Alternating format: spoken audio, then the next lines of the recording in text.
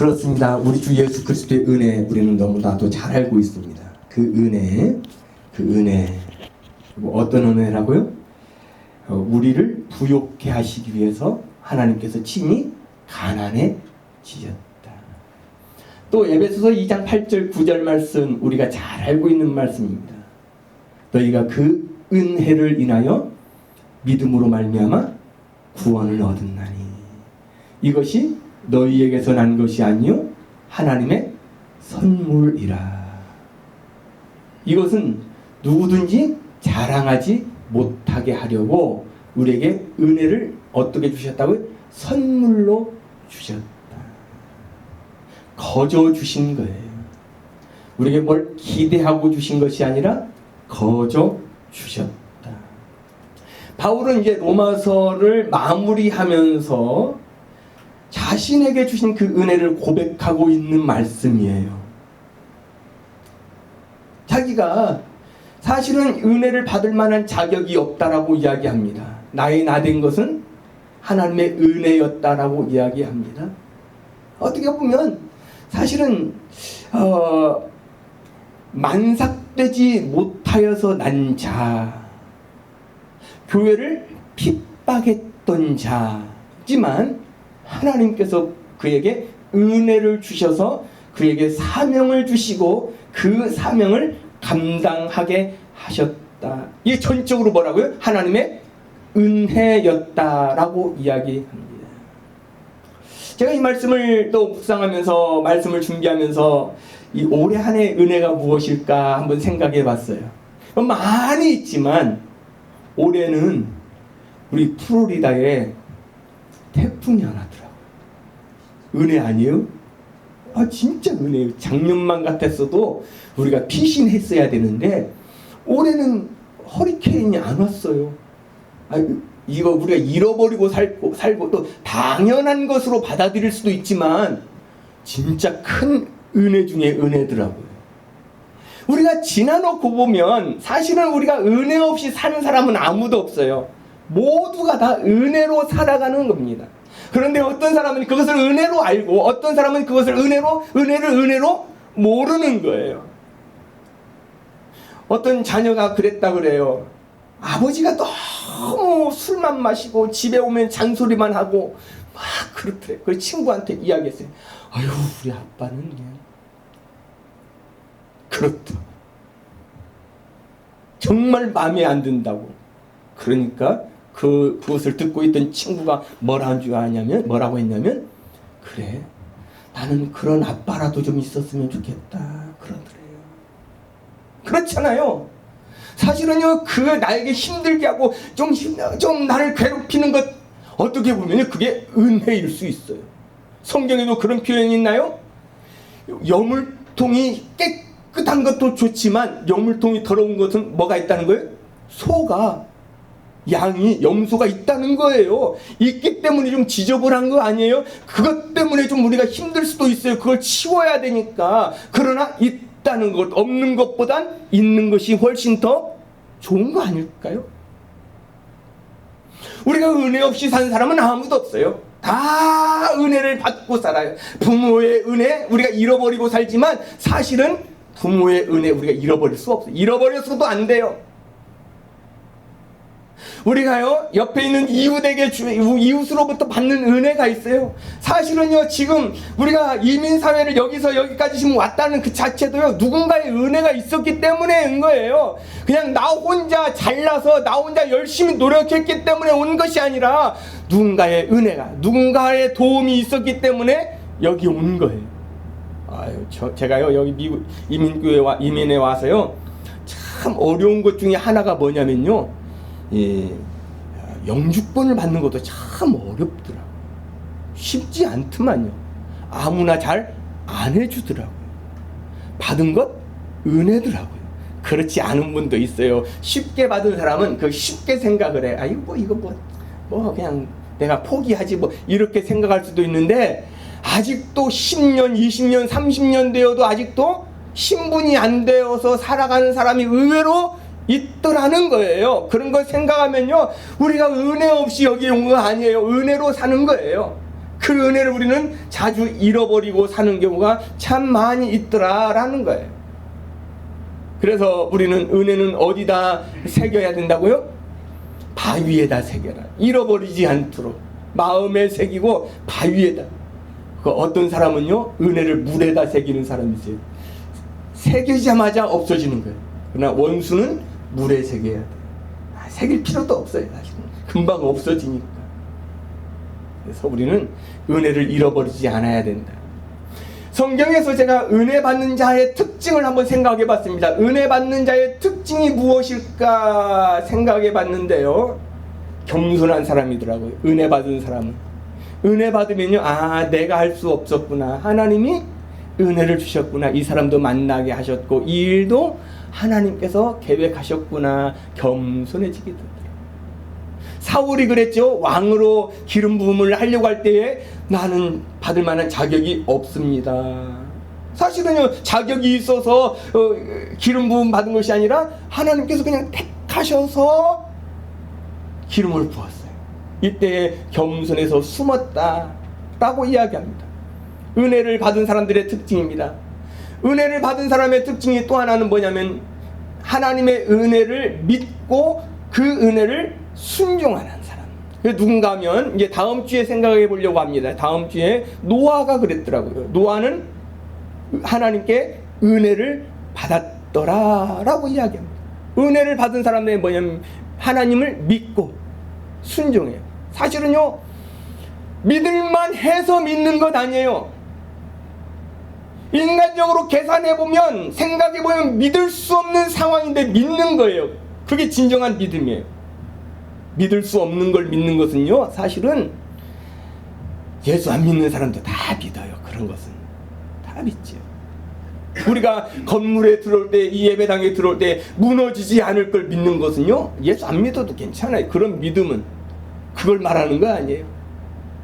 믿을 수 없는 상황 가운데서도 믿는 것, 믿고 순종하는 것. 또요, 은혜를 받은 사람의 특징이 뭐냐면, 자기의 사명을, 자기에게 맡겨진 사명을 받아들이고 그 사명을 잘 감당한다는 거예요. 그래서 누군가 하면, 제가 이렇게 생각해 보다가 다윗이었더라고요. 자기에게 주어진 사명 잘 감당하는 거예요. 끝까지 감당하는 거예요. 모세도 그랬죠. 모세도 끝까지 감당하는 거예요. 그리고 또 은혜 받은 사람의 특징이 뭐냐면, 내가 한 것이 아니라는 거예요. 자기의 공로로 주장하지 않는 거예요. 하나님이 하셨습니다. 그게 누군가 하면, 아까도 제가 처음에 말씀드렸듯이 다윗이에요. 나의 나된 것은 전적으로 하나님의 은혜다. 지금 내가 이 자리에 있는 것 하나님의 은혜다. 또 하나 있더라고요. 은혜를 받은 사람은요, 감사하게 돼요. 정말 감사해요. 모든 게 다 감사해요. 여기 있는 것 자체가 감사하고요, 참 감사해요. 여러분 만난 것 감사하고요, 감사하게 돼요. 은혜 받은 사람의 특징이에요. 근데 그 은혜를 잃어버리면 불평해요. 아, 왜 이러지? 왜 이런 상황이 나에게 있지? 그런 상황이 있다는 그 자체도 감사할 일이에요. 우리는 감사를 잃어버리지 않아요. 네. 성경에서 그랬잖아요. 언제 감사하라고요? 범사에 감사하라 하는 거예요. 범사에 감사하는 거예요. 어떤 은혜는 눈에 보이기도 해요. 어떤 은혜는 이게 진짜 은혜인가? 은혜가 아닌가? 잘 모르고 그냥 흘러가는 경우가 있어요. 그런데요, 오늘 본문에서 아까도 말씀드렸듯이 이 사도 바울이 이 자기에게 주신 은혜를 고백하면서 이제 마무리 단계에 온 거예요. 이제 로마서 15장 이제 16장까지 있는데요, 그 은혜가 어떻게 사명을 이루게 했는지 설명하고 있는 것이 오늘 본문 말씀이에요. 그래서 14절에 이렇게 이야기합니다. 14절에 내 형제들아, 너희가 스스로 선함이 가득하고 모든 지식이 차서 능히 서로 권하는 자임을 나도 확신하였다라고 이야기합니다. 은혜는 우리를 세워주시기 위해서, 한 사람 한 사람을 세워주시기 위해서 주신 능력이라는 거예요. 은혜예요. 이 능력이에요. 로마 교회를 향해서 지금 이야기합니다. 선함이 가득하다. 선하다는 것은 뭐냐면요, 하나님의 성품을 말씀하고 있어요. 하나님의 성품이 흘러나오는 것, 이것이 은혜예요. 사실은 우리 잘 알고 있잖아요. 내가요 얼마나 악한지 모른다니까요. 어떨 때는요 못됐더라고요. 내가 악한 게 내 안에 있어요. 표현할 수는 없지만 나도 모르는 사이에 진짜 악한 게 있어요. 그러다가 어떨 때는요 제가 깜짝 놀라요. 와, 못됐다, 참 악하다 있어요. 그런데요 내가 선함이 가득하다는 건 하나님의 은혜입니다. 여러분이 남을 돕고자 하는 것 하나님의 은혜예요. 사실은요 계산해보면요 도울 자신이 없어요. 도울 만한 게 없어요. 도울 수도 없어요. 그러나 선을 행한다는 것, 이거 하나님의 은혜입니다. 누가 나를 건드리지 않아도 어떤 때는요 나도 모르는 사이에 속에서 참 못된 것들이 흘러나올 때가 있어요. 흘러나올 때가 있어. 그러나 우리에게 선이 있다는 것 하나님의 은혜입니다.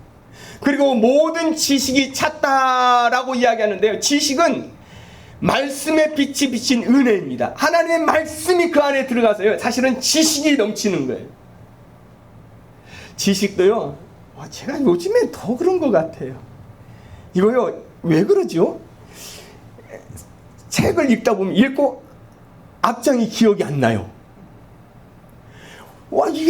이게 점점 더 그런 것 같기도 하고, 분명히 읽고 넘어왔는데 한 몇 장 지나가면 앞에 무슨 내용이었지? 라고 기억이 안 날 때가 있어요. 참 하나님의 은혜가 임할 때에 이 지식도 점점 쌓여져 갈 줄 믿습니다. 그리고 또 서로 권하는 자, 이것은요 권면할 수 있는 것은요 성령의 능력으로 하지 않으면 안 돼요. 그렇게 성령의 능력, 성령의 임재가 아니면서 내가 권면하는 것은요 잘못된 거예요. 잘못된 내 생각을 집어넣는 거예요. 우리가 권면하는 것 참 조심해야 돼. 얼마 전에도요 한국에서 몇 분이 이렇게 오셨더라고요. 이렇게 뭐 찬양 집회하고 뭐 애언해 준다고 이렇게 한 팀이 왔어요. 한 14분 정도가 이렇게 오셨어요. 제가 거기에 하루 참석했습니다. 왜 참석했냐면 사실은 참석하고 싶은 마음은 별로 없었지만 한국에서 연락이 왔어요. 연락이 와가지고 꼭 한번 참석해 보라고. 꼭 참석해 보라고. 그래서 안 하면 안 될 것 같아서 제가 참석했습니다. 뭐 찬양도 좋고 뭐 다 좋았어요. 말씀도 좋고 다 좋았습니다. 그러나 제가 조심해야 될 게 있다는 생각을 뭐냐면, 애언한다고 하면서 이 잘못된 부분들을 보이기 때문에 참 애언의 은사가 있어요. 저는 인정해요. 그걸 뭐 부정하지 않아요. 지식의 은사도 있고요, 있어요. 그러나 성령의 함께하심으로 인해서 권면해야지. 그렇지 않으면, 잘못되면 이게요, 저도 이제 애언의 은사도 받아보고 뭐 이렇게 제가 애언에 아직 은사가 없기 때문에 애언을 제가 받아보기도 했지만 그 애언을 받았는데요 틀려요. 그래서 이제 제가 고민하는 거죠. 이게 진짜 옳은 애언인가 그러지 않은가 라고 하는 것을 제가 이제 제 스스로가 한번 생각해 보는 거죠. 그래서 생각할 때 뭐냐면 참 조심해야 되겠다. 참 조심해야 되겠다. 그런 애언의 은사가 없다는 건 아니지만 그럴 수 있다는 것. 어쨌든요 우리는 은혜를 받았으면요 다른 사람을 없이 여기거나 다른 사람을 무시해서는 안 돼요. 권면하는 것, 이것은요 우리 교회를 세우기 위해서, 또 공동체를 세우기 위해서 우리에게 주신 거지, 이것 가지고 다른 사람들을 무시하거나 업신여기서는 안 돼요. 많은 사람들이 그럴 수 있어요. 공동체를 세우고 이웃을 일으키는 능력이 뭐냐면 권하는 자, 이것이 너희에게 있음을 나도 확신한다. 어떤 목사님이요 교회를 왔다 갔다 하면서 다니면서 좀 이렇게 홈리스하고 좀 친하게 지냈대요. 좀 친하게 지내다 보니까 이제 목사님이 그 홈리스한테 뭐라고 이야기했냐면, 형제님 교회를 좀 나오십시오 라고 했대요. 교회를 좀 나오세요 라고 이야기하니까 이 홈리스 거지죠, 뭐라고 대답했냐면, 내가 교회 나가도 됩니까? 묻더래요. 목사님 뭐라고 대답했을까요? 당연히 나와도 되지요. 그러니까 홈리스가 뭐라 그랬냐면 진짜 나가도 됩니까? 묻더래요. 그 말을 듣고 목사님이 생각을 했대. 진짜 나와도 되나? 생각했대. 왜냐하면 만약에 냄새 풍기고 이런 사람이 우리 교회에 왔을 때 성도들이 어떻게 반응할까 생각이 들더래요. 진짜 성도들이 따뜻하게 받아줄까라는 그런 고민을 하게 되었다.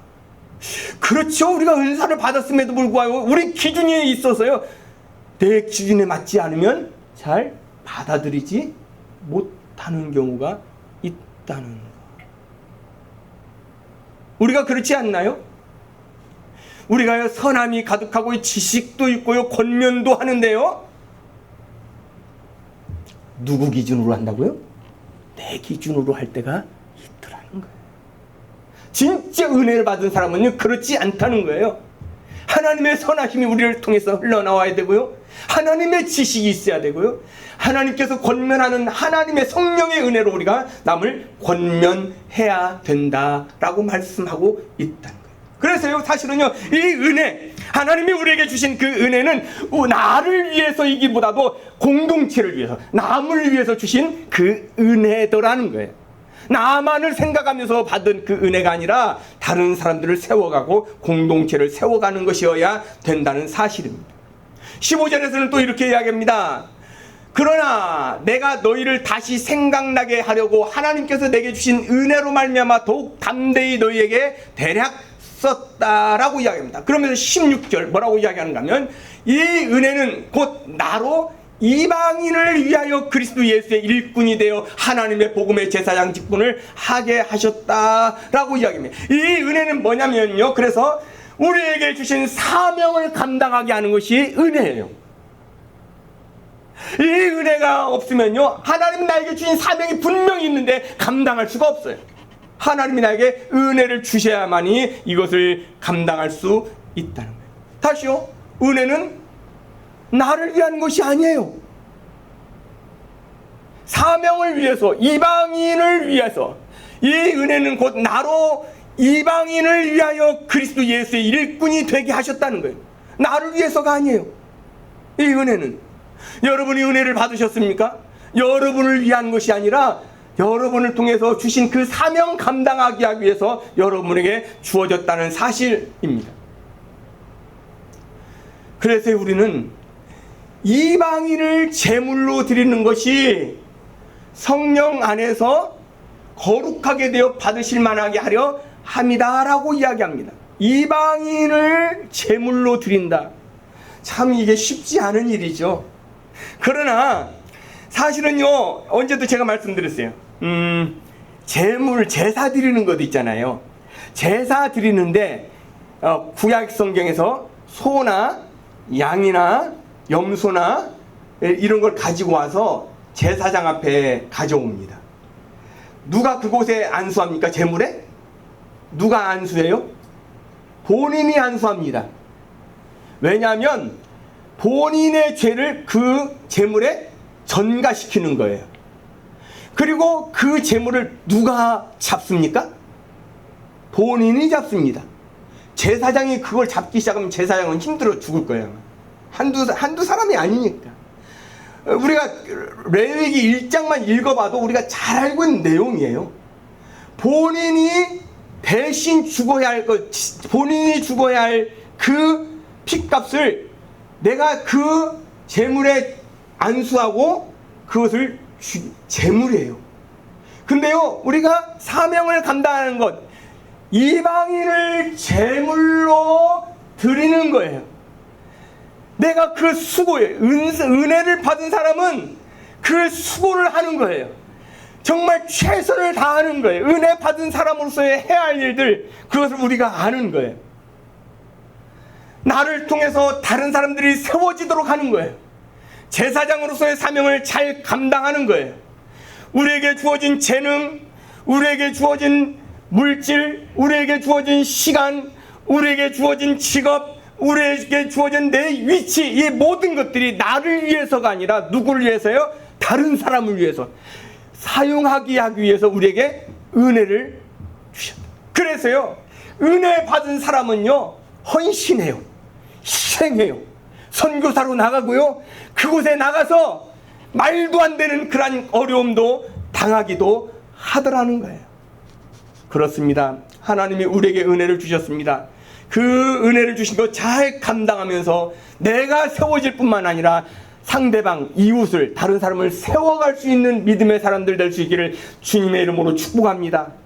또 은혜는 17절 말씀에 이렇게 합니다. 17절에 보니까 뭐라고 말씀하시죠? 그러므로 내가 그리스도 예수 안에서 하나님의 일에 대하여 자랑하는 것이 있거니와 18절. 그리스도께서 이방인을 순종하게 하기 위하여 나를 통하여 역사하신 것 외에는 내가 감히 말하지 아니하노라. 이 일은 말과 행위로 19절. 표적과 기사의 능력으로, 성령의 능력으로 이루어졌으며 그리하여 내가 예루살렘으로부터 두루 행하여 일루리곤까지 그리스도의 복음을 편만하게 전하는 것이다라고 이야기를 하고 있습니다. 이게 무슨 말이냐면 은혜는 내가 자랑되어지는 것이 아니라 오직 그리스도의 영광이 되어야 된다는 거예요. 은혜를 받았습니까? 하나님의 영광을 드러내야 된다는 거예요. 바울이요, 많은 사역을 했어요. 일루리곤부터 시작을 해서 예루살렘으로부터 일루리곤까지 그리스도의 복음을 전하는 것. 그리스도 안에서 하나님을 섬기는 것 외에는 내가 말하지 않겠다라고 하는 것. 오직 하나님의 영광만 드러내는 것, 이것이 은혜라는 사실입니다. 그렇습니다. 우리가 은혜 받은 사람들의 특징이 뭐냐면요, 어떤 성과를 바라는 것도 중요해요. 성과, 어떤 기대가 있는 것 좋잖아요. 내가 일을 했으면 결과가 좋잖아요. 그러나 결과가 어떻든 우리는 은혜 받은 사람은 그냥 순종하는 거예요. 결과는 누구한테 달려있어요? 하나님께 달려있는 거예요. 내가 결과를 보고 내가 하는 이것이 될까 안 될까 내가 계산해서 순종하는 것 아니에요. 은혜 받은 사람은 하나님이 말씀하셨기에 그냥 순종하는 거예요. 이게 은혜 받은 사람 아닐까요? 은혜 받은 사람이 뭐 이거 계산하고 이거 될 것 같으니까 하고, 이거 내가 계산해 보니까 안 될 것 같으니까 내가 안 한다? 아니에요. 어떠한 열매 맺은 것 자체도 우리는 기쁨이지만, 우리에게 즐거움이지만, 이것이 오직 하나님께 영광을 돌리는 것이 되어야 된다는 거예요. 은혜 받은 사람의 특징이에요. 그리고 20절 말씀해 보니까 이렇게 이야기합니다. 20절. 또 내가 그리스도의 이름을 부르는 곳에는 복음을 전하지 않기를 힘썼노라 라고 이야기합니다. 왜요? 왜냐하면 은혜 받은 사람은 복음이 닿지 않는 곳에 가는 거예요. 복음이 없는 곳, 아직 복음을 모르는 자들에게 가는 거예요. 은혜에 안주하지 않아요. 나 은혜 받았으니까 여기가 좁사오니 나는 여기 있겠습니다. 아니에요. 우리는 사도 바울이 그랬던 것처럼 이는 남의 터 위에 건축하지 아니하려 합니다. 21절 이렇게 이야기합니다. 기록된 바 주의 소식을 받지 못한 자들이 볼 것이요 듣지 못한 자들이 깨달으리라 함과 같으니라. 은혜 받았기 때문에 내가 아직 은혜를 받지 못한, 아직 복음을 듣지 못한 그들에게 복음을 전하면서 그들도 소식을 듣고 그들도 하나님 앞에 나아오기를 원한다는 사실이에요. 결론입니다. 내게 주신 하나님의 은혜가 무엇입니까? 나를 통해서, 은혜 받은 자를 통해서 공동체가 세워져야 돼요. 나를 통해서, 나에게 주신 그 은혜를 통해서 내가 나에게 주신 사명이 무엇인지 알고 그 사명을 위해서 달려가야 됩니다. 나에게 내가 은혜를 받았습니까? 내 영광, 내 자랑이 아니라 하나님의 영광, 하나님께서 받은 은혜를 내가 돌려드리는 그러한 마음으로, 또 은혜를 받은 자는 복음이 닿지 않는 그곳에 복음을 전할 수 있는, 참 그래서 우리 선교사님들을 생각할 때마다 참 그들은 진짜 은혜에 보답하는 모습으로 살아가는구나 생각하게 됩니다. 우리 믿음의 사람들이 은혜를 받은 자로서, 여러분 은혜를 받은 자로서 마음껏 하나님이 주신 사명 감당하는 믿음의 사람들 될 수 있기를 바랍니다. 주신 게 얼마나 감사한지 몰라요. 너무너무 감사한 거예요. 찬양하겠습니다. 우리가 감사하신 하나님 나에게 은혜 주셨사오니 감사합니다. 그 은혜를 잘 감당하게 하시고